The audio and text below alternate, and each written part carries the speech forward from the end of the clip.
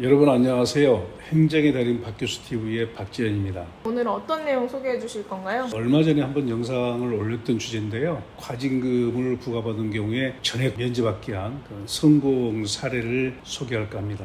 어떤 경우에 과징금 전액 면제가 가능한 건가요?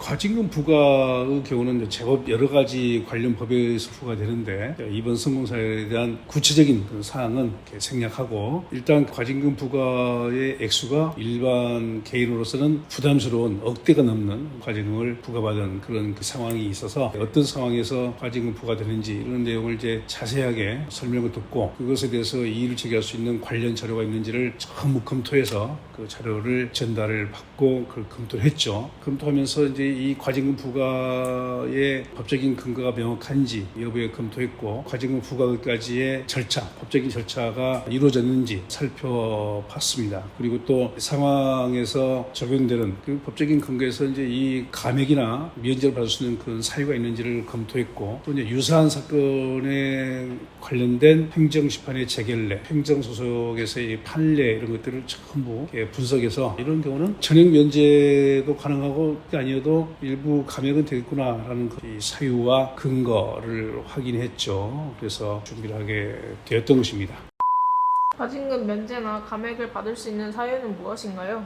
일단 가장 중요한 것은 과징금 부과의 근거가 명확한지를 봐야 됩니다. 과징금 부과는 행정기관의 그 담당 공무원들도 관련 조문을 상세하게 살펴보겠죠. 그런데 사람이 하는 일이기 때문에 과실이 있을 수는 있는 거 아니겠습니까? 그래서 과징금 부과 근거가 명확했는지 이걸 살펴보고 그 다음에 과징금 부과를 하기까지의 그 절차가 행정절차법에 규정이 되는데 물론 이제 행정기본법에도 과징금의 그 부과 관련된 규정이 있긴 있습니다. 그러나 절차에 대해서 는 행정절차법에 규정되기 때문에 행정절차법상 절차를 모두 거쳤는 걸 보게 되는데 요즘 공무원들은 굉장히 정확합니다. 그래서 이 과징금 부과의 절차도 빠지지 않고 거치는 것이 일반적이죠. 그러나 또 절차에 흠결이 있는 경우도 있어요. 그런 것들도 뭐 확인해 봐야 되겠죠. 그런 다음에 관련 법률에 감면 사유가 있는지 유사한 판례 또는 재결례에서 감면 가능성이 있는지를 살펴본 다음에 과징금 부과에 대한 의견을 정리해서 의견을 작성해서 제출하게 되겠습니다.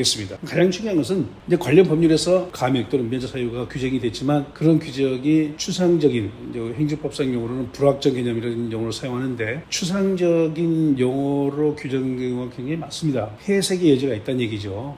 이런 경우는 감액 또는 면제의 사유로 주장할 수 있겠구나라고 하는 정당한 사유의 존재고 이걸 살펴봐야 되겠죠. 그 정당한 사유가 인정이 되게 되면 부과된 그 과징금이 우리가 처리했던 사례와 마찬가지로 전액이 면제된 경우가 있겠고 또 전액이 면제 안 되더라도 정상이 참작되게 되면 일부 금액이 감액되는 그런 경우도 나올 수가 있기 때문에 관련 자료를 잘 분석하고 관련 법률에 이 감액 또는 면제 사유가 해당되는지 여부 또 심판에서 재결례 이런 것들을 쭉 분석해가지고 의견서를 작성하는 것이 굉장히 중요하다고 생각합니다. 과징금 면제나 감액을 받기 위해서 준비할 사항은 무엇일까요? 가장 중요한 것은 그 사유가 인정되는지 봐야 되겠죠. 일단 의뢰인들의 진술 잘 듣고 관련 자료를 잘 분석해가지고 거기에서 관련 법률에 규정되어 있는 감액 사유 또는 면제 사유에 해당될 수 있는 것들이 있는지를 찾아보는 것이고 또 관련 판례 이런 걸 봐가지고 사유가 존재하는지 이걸 먼저 봐야 되는 것이고 그 다음에 사유가 존재한다고 한다면 감액 또는 면제를 받을 수 있는 그 요건을 충족할 수 있는지 이런 걸 확인해야겠죠. 그래서 중요한 것은 사유가 존재하는지 그리고 요건을 충족할 수 있는지 이것들을 검토하는 것이 준비 단계에서 중요하다고 볼 수가 있겠습니다.